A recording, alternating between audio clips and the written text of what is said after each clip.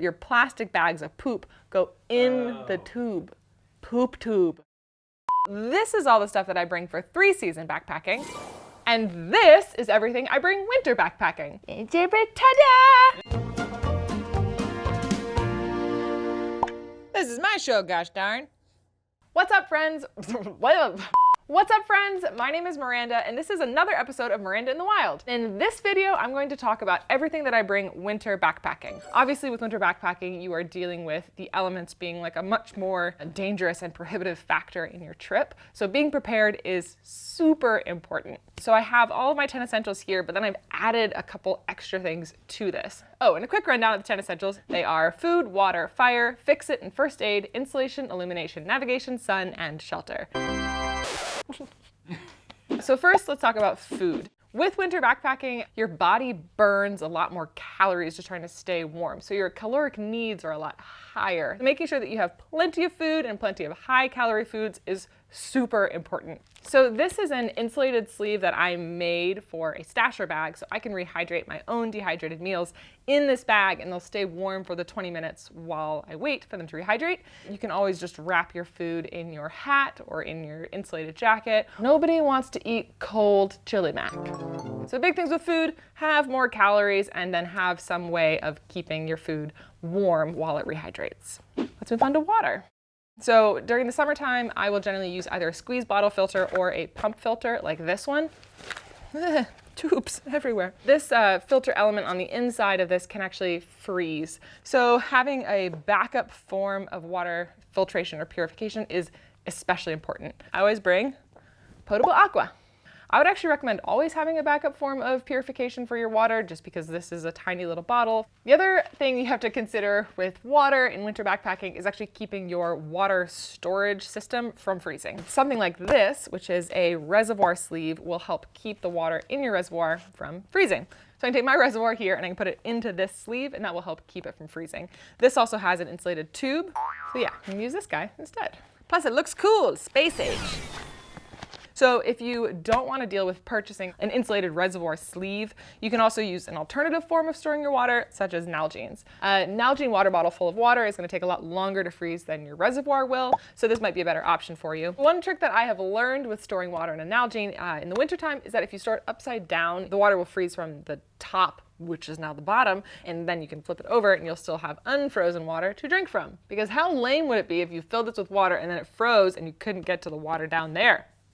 Eh? Great. Food, water, fire, fire.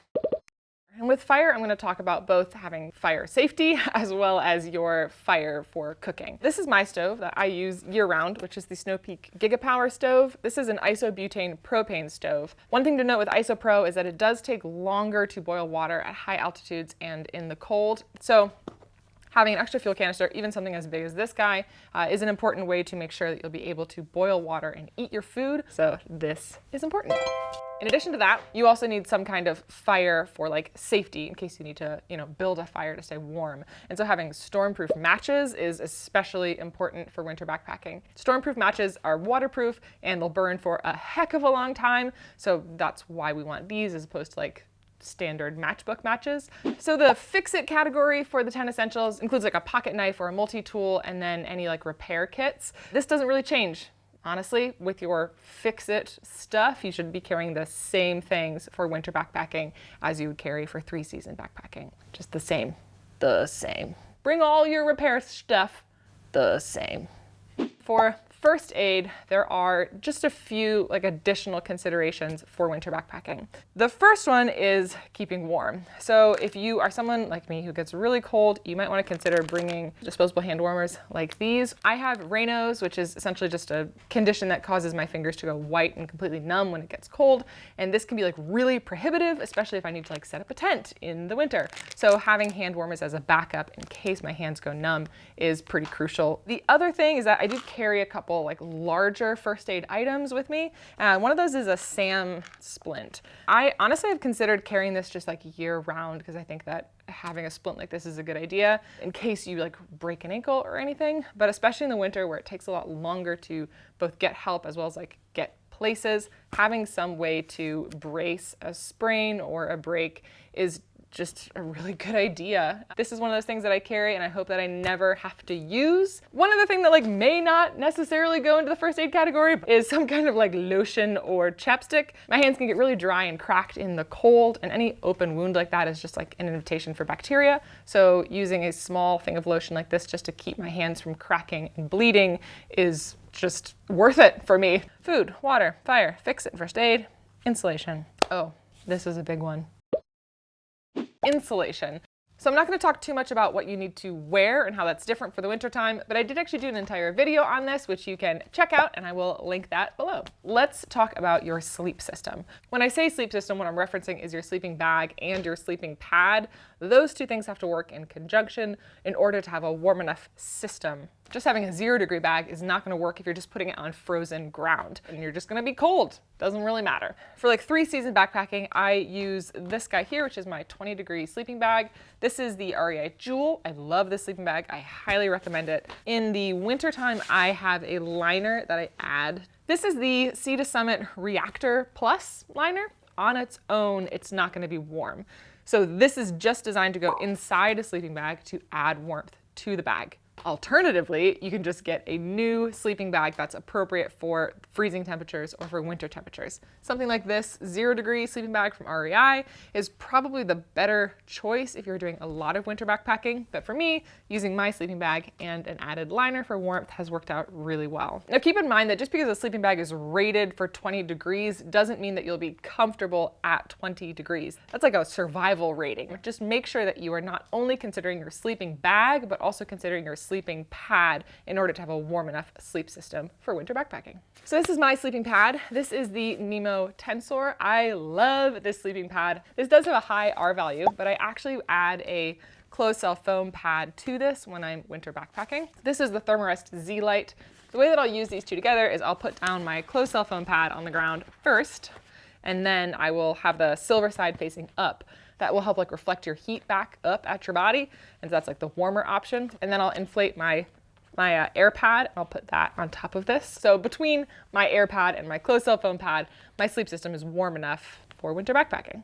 Hold on while I tend my fire. Doop, doop, doop, doop, doop. Fire. Our next category is illumination. Obviously in the winter, the sun sets earlier and we have a shorter amount of daylight. Batteries drain a lot faster in the cold. So whether this means bringing a backup battery charger if you have a rechargeable light, or just having backup batteries more so than you usually would, that's what you want to really be aware of for winter backpacking. This is the BioLite 300, and this is a rechargeable headlamp. I like to keep my headlamp in my chest pocket of my jacket. It stays really close to my body, which helps keep it warm. And then also it's right at hand for when I inevitably like need it right away. I got a splinter. 1 second, almost got it. Yes.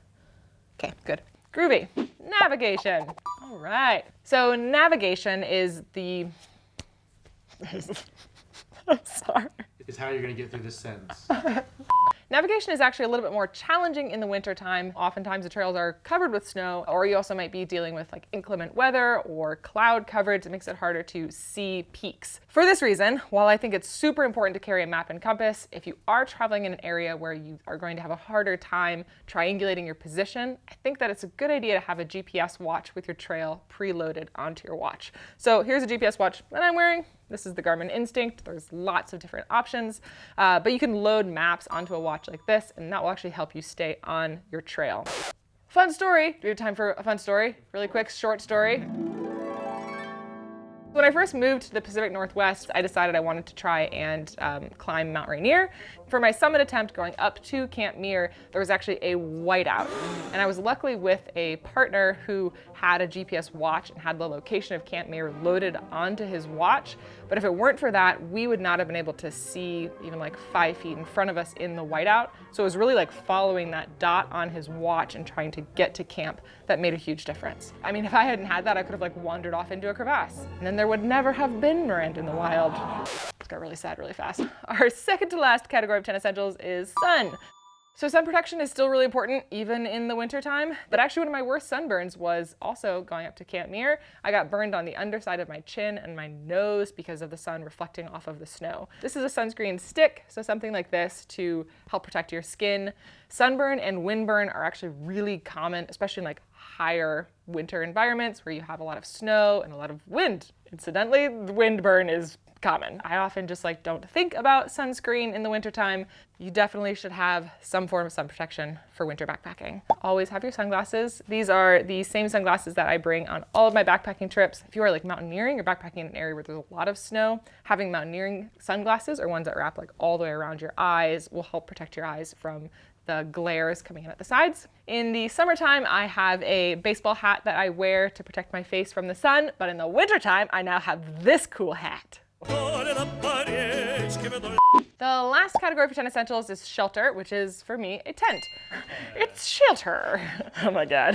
When I lived in Virginia and New York, my winter backpacking trips were just done in my REI Half Dome 2 tent. But that's because I was mostly just dealing with frozen ground and not necessarily with like snowfall and heavy winter winds. So I'm not saying you have to buy a winter backpacking tent. Just depending on the area where you live, know that your shelter might not be sufficient. You might need to consider something else. My winter backpacking tent is this Arete ASL2. ASL actually stands for All Season Light. You might have seen or heard of mountaineering tents, which are these like massive, heavy structures that are designed to withstand huge winds and snowfalls. That is not this tent, but it is much more structurally sound and has better windproofing than just like, say, my quarter dome tent. So you'll either need special snow stakes like these. Another option is that you can actually put snow into stuff sacks and use those as like weighted bags to stake out your tent. Always consider the conditions for where you're backpacking. So that's shelter.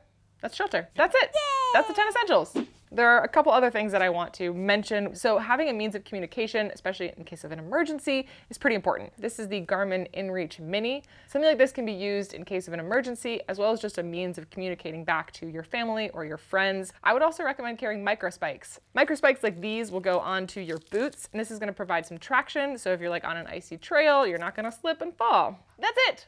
So this covers all of the modifications that I make to my 3-season backpacking gear in order to accommodate winter backpacking. This isn't everything that I would carry. Obviously, it doesn't include things like clothing or my toiletries, and it's possible that you'll need additional items just for your own comfort, but hopefully this gives you a good idea of how much extra stuff you'll be bringing, as well as just a lot of the considerations we have to make to be both comfortable as well as safe for the winter backpacking season. You'll need to have additional stuff on top of this. So snowshoes for traveling in the snow, potentially a shovel for like digging out your campsite, and then of course all of the like avalanche safety stuff like this, which is a probe. I'm not going to talk about avalanche safety in this video. Just know that if you're headed into an area where avalanches are a risk, you absolutely need to be familiar with how to deal with an avalanche and also all of your avalanche safety equipment. I didn't talk about elimination. I didn't talk about poop. Can we talk about poop now?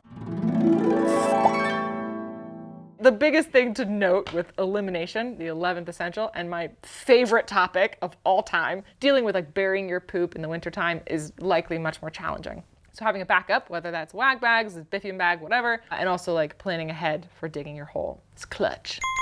So this is my trowel. This is the deuce. And while this trowel is fantastic, it's not super great for digging in frozen ground. If you are pooping in the snow, you will likely have to carry out your waste. You can also use like a tube to carry your poop, a poop tube. What is a poop tube? A poop tube. So a poop tube is like a piece of PVC pipe that has a cap on either end, and you like poop, and then you put your poop in the tube and you close it. Poop tube. That's it. Yeah, don't say it like that. It's a poop tube. Just imagine this. If you have to carry out your waste, you know, the ground is frozen or it's snowy, instead of just like having a bunch of poop bags, you then have a solid tube and your plastic bags of poop go in the tube. Poop tube. There are also these special bags of poop. I think they're called wag bags. There might be a different...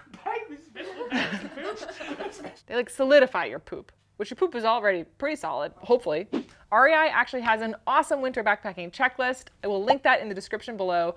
As always, with any like outdoor activity, if you get in a situation where you no longer feel like you're safe and comfortable, there's no harm in just like turning around and heading back to your car. So be safe, be humble, be kind to your body, and go have fun. As always, if you enjoyed this video, hit the like button, go ahead and subscribe to our channel, and I will see you all in the wild. Bye. But yeah, I'm still pretty sold on the idea of a poop tube.